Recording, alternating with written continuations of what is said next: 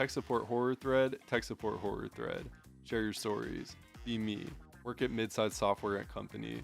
IT support. Some new guy gets a job as a programmer. Claims he has worked at very big projects before. Can't name them. Fast forward 2 weeks. Calls me and claims his computer's crashing every few minutes. Walk up to his desk and watch him work until it crashes again. Have a Linux on a stick with me at all times. Boot it up. Ask him if he's been visiting any kind of not so legit websites. No man, I'm clean.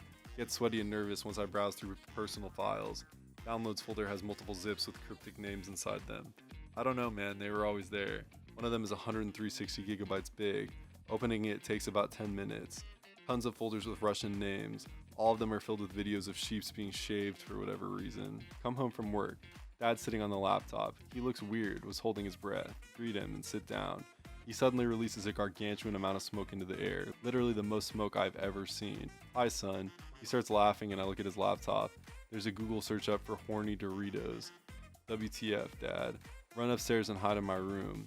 Fast forward 2 hours. Knock on my door and Dad is there with 2 tickets to Bangkok. Boys only trip, son. No moms allowed.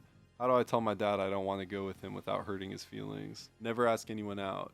Never get rejected. Basically irresistible. Haha, who's the Chad now? Everyone at the grandparents' house for Christmas. Everyone just chilling in the living room together.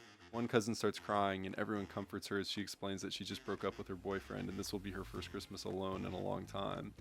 My chick of an aunt loudly says, "Don't worry, at least you aren't like Anon. What does this make Anon? 28th or 29th Christmases alone?" Everyone starts laughing at me, even the crying cousin who's laughing through her tears. I cannot stand this state of affairs anymore. If I do not have someone call out my aunt by next Christmas, I will end myself. One chance at life. Parents name me Beepus. Playing MMO, walk up to random, start jumping, they jump too. It's the little things, lads. Working at McDonald's, kid with his mom brings in an orange and green toy gun. Joke around with him. "Oh, are you a soldier?" Kid looks up at me, points at me. "I'll end you, ugly man." Kids are absolute freaking a-holes. Salt the shit out of his fries and hamburger. Enjoy that, you little prick. Be me. Crime scene investigator of the year 2096. Find some guy whose brain completely shut down. Check his brain activity history chip. See that 3 petabytes of goulash recipes directly downloaded to his brain minutes before he died. WTF. Greentexts are dumb, but F it, I have a story to tell. Me at college, B at library, looking for some books. See a girl sitting at a random table. She's freaking adorable. Dark hair, mesmerizing green eyes. Not the most confident guy, but I think, F it, I'll try. Walk up to her and say a cheesy pickup line. Doesn't respond. Excuse me? She notices me, then looks up at me. Does something in sign language. Turns out she's deaf. Excuse myself and turn around defeated. Way too embarrassed to keep the conversation going. Stop myself halfway out the library. Gather up all my courage and walk back. Sit down next to her and write, "You're cute, wanna go out?" on a sticky note. She reads it and looks at me. I smile like a dumbass while she looks me over. She eventually nods and scribbles her number on the note. Her name is Alice. We go out that Friday. We have a great time. Fast forward to a few months later. We're officially dating. Learn sign language for her. Getting pretty good at it. The first thing I learned to sign was, "I love you." Fast forward again to yesterday. Today's the day. Me, her mom, brother, and me are sitting at the doctor's office. They gradually turn up her implant. She starts crying because she hears her mom for the first time. I remain silent. Her mom and brother talking to her are crying all the while. Eventually she looks at me. I move closer to her. I tell her something I wanted to say from the day I met her at the library. I love you. This happened the other day and I still can't believe it. Be me, live with my girlfriend. We live in a decent apartment in cool part of the city. $1,100 per month for rent. Rent day comes around. She's off work, so I tell her to go drop off rent with the landlord. I get home from work in the afternoon. She's on the couch sobbing. She says that our landlord tries to get her to have sex with him in exchange for not paying the rent. He basically propositioned her to prostitute herself to him.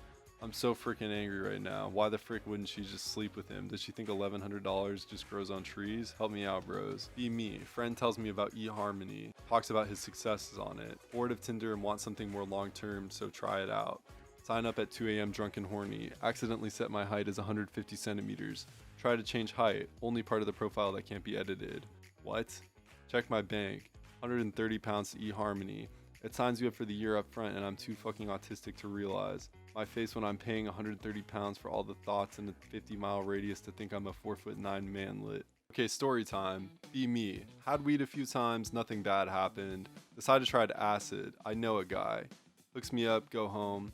Close room door, close blinds. Time to freaking party. Lying on the bed waiting for effects to kick in. Oh frick, there it is, .jpeg. Nothing looks right. Decide to play some old video to see what it's like. Good old Zelda on Wii. After 10 minutes get hungry.